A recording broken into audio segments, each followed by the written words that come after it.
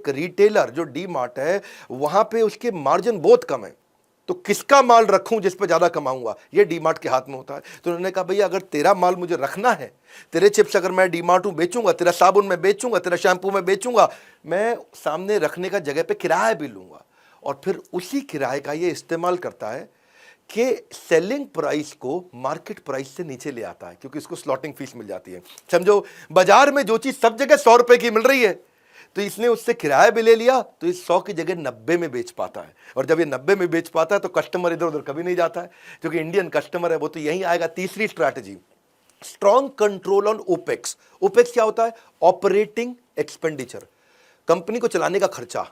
ये कंपनी के चलाने के खर्चे को बड़ा कंट्रोल रखते हैं। कैसे रखते हैं? बिल्कुल लो इंटीरियर रखा उन्होंने डी मार्ट का।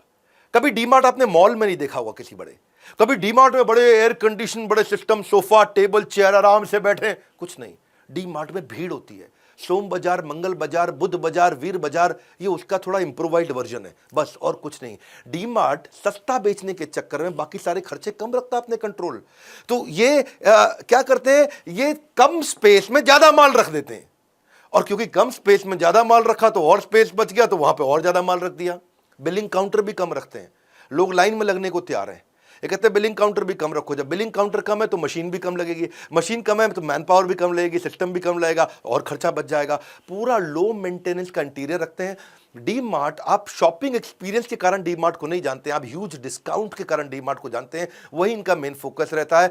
और ज्यादा कोई बड़े अप्लायंस भी नहीं रखेंगे, अप्लायंस भी ऐसे लेंगे तो ज्यादा स्पेस नहीं लेगा। स्टोरेबल फूड आइटम बेचते हैं ज्यादा। स्टोरेबल फूड आइटम क्या है? जो पीछे इनके सस्ते वेयरहाउस में पड़ा रहे, जब खाली हो तो आगे लाके रख दें उसको। तो क्या है, सस्ता वेयरहाउस मतलब और कम किराया है इनके लिए। तो स्टोरेबल फूड आइटम्स, ऐसा नहीं है कि रेगुलर फूड आइटम बेचेंगे, क्योंकि उसमें तो मार्जिन कम है।